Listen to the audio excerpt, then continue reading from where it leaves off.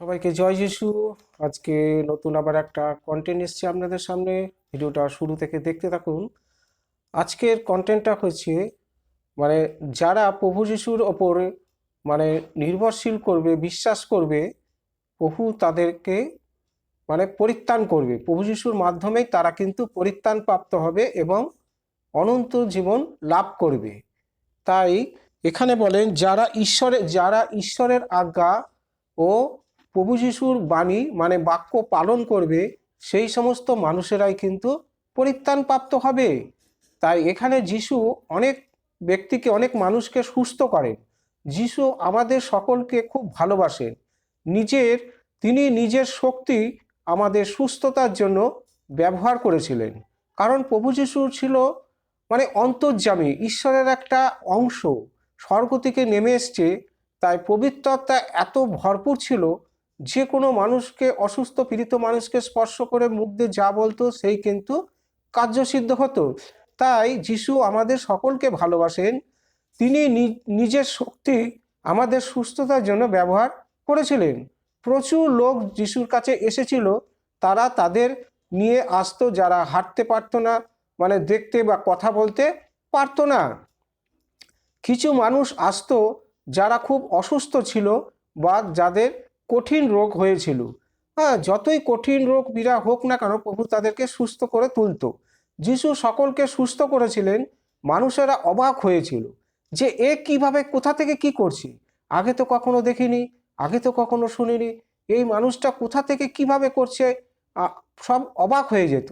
মানুষেরা অবাক হয়েছিল, তারা ঈশ্বরের প্রশংসা করেছিল এবং অন্যদের যিশুর বিষয়ে বলেছিল। অন্যান্য ব্যক্তিকে, পাড়া প্রতিবেশী, নগরে নগরে, গ্রামগঞ্জে প্রভুর নামে প্রশংসা চারিদিকে ছড়িয়ে পড়তে লাগলো। কিছু ধর্মীয় নেতারা যিশু যেটা করেছিলেন সেটা পছন্দ করলেন না। কারণ আগেকার দিনে বড় বড় পণ্ডিত যাজকরা ছিল, তারা প্রভুর বিরুদ্ধে যেত। কারণ জিহুদিরা ছিল, তারা এগুলো পছন্দ করতো না, প্রভুর বিরুদ্ধে যেতে লাগলো। তারা রেগে গিয়েছিলেন এটা দেখে যে মানুষরা যিশুকে ঈশ্বর হিসাবে উপাসনা করছে।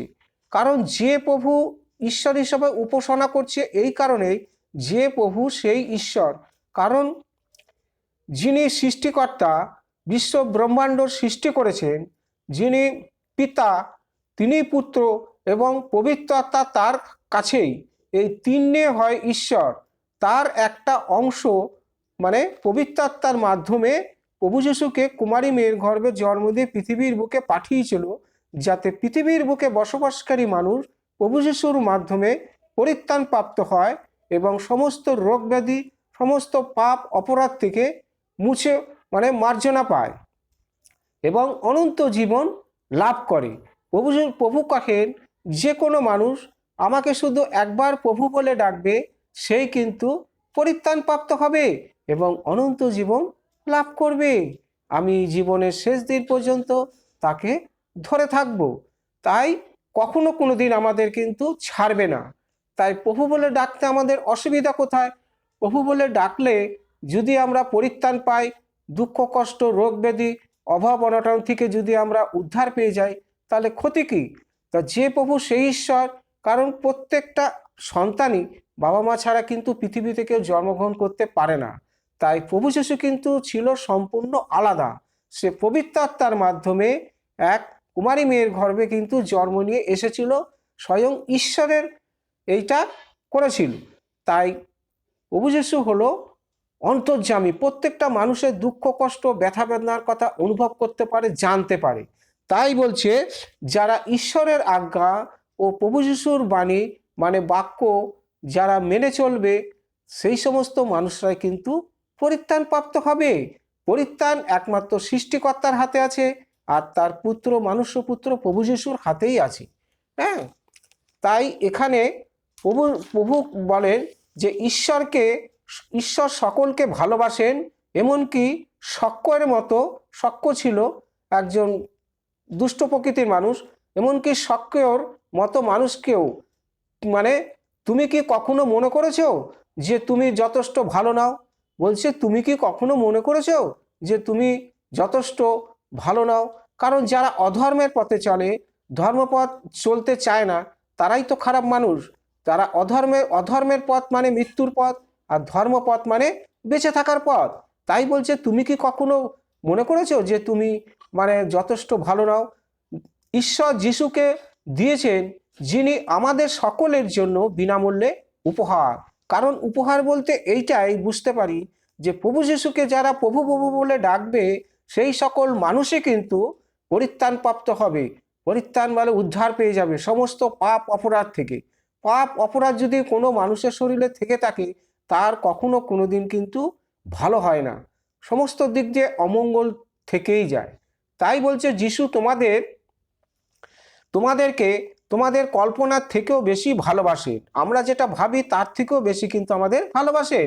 তিনি মানুষকে ভালোবাসা ও যত্ন দেখিয়েছিলেন।